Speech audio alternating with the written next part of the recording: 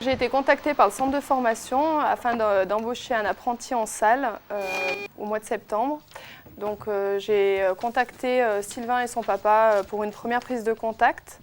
C'était pour d'une part voir l'élève et le papa en même temps pour pouvoir lui expliquer comment allait se dérouler cette année, pour pouvoir présenter aussi les locaux et puis l'équipe avec laquelle il allait travailler.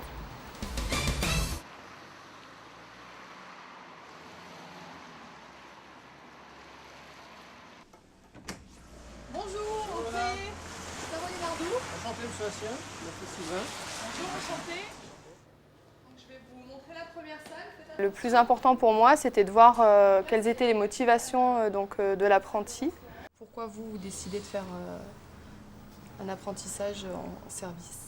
En fait, tout a commencé quand Et j'ai moi fait mon aussi, stage de par la troisième. suite, lui expliquer également ce que j'attendais de lui et les exigences que j'avais en premier, sachant que ça reste quand même un élève et qu'il est là pour apprendre. J'ai bien aimé le travail d'équipe. L'entretien d'embauche, il a duré à peu près 1 heure, où moi j'ai pas mal expliqué donc, ce que j'attendais de l'apprenti. J'ai un petit peu aussi discuté avec le papa pour le mettre en confiance. Et beaucoup aussi pour lui parler de tous les documents administratifs qu'il y avait à remplir au départ, qui sont assez lourds mais qu'il faut faire. Et puis tout ce qui était papier au niveau de la médecine du travail, au niveau de la déclaration unique d'embauche, donc qui sont primordiaux avant de pouvoir embaucher et d'accueillir en fait l'apprenti dans notre établissement.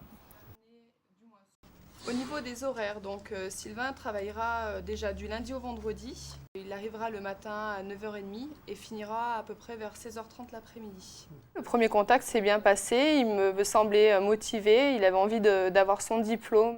Je lui ai expliqué comment nous on travaillait, en lui faisant remarquer que ce que l'on fait à l'école et ce que l'on fait en entreprise, c'est pas tout à fait la même chose, mais ça lui permet de voir plusieurs éléments du métier de la restauration.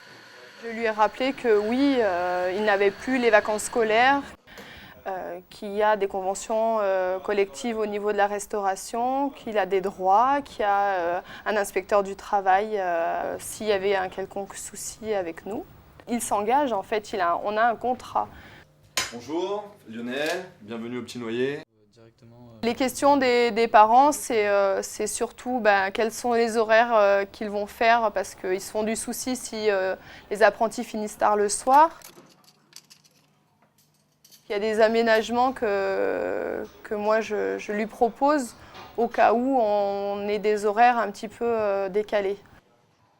Moi je m'engage à titre personnel de le raccompagner si on finissait tard. Mais autrement, oui, c'est à lui à s'engager, à venir à l'heure et avec le moyen de transport qu'il souhaite. C'est les grosses questions que se posent les parents. Pour le soir, ça va se finir tard, comment ça se passe? Et puis, je pense que quand on les invite à venir voir l'établissement, ça les rassure. Bienvenue, bonjour monsieur. Donc voilà la petite cuisine dans laquelle on travaille. Le papa téléphone s'il y a un problème. Le plus important, c'est le contact en fait.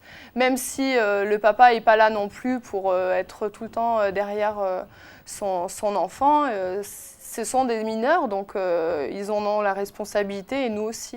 Des gens qui veulent manger relativement vite. Ce qui est important, c'est de savoir ce que chacun attend de l'autre. Donc si l'accueil se fait mal, on sait, du moins l'un ou l'autre va dire qu'il n'est pas intéressé. Donc c'est vrai que l'accueil est vraiment, vraiment important.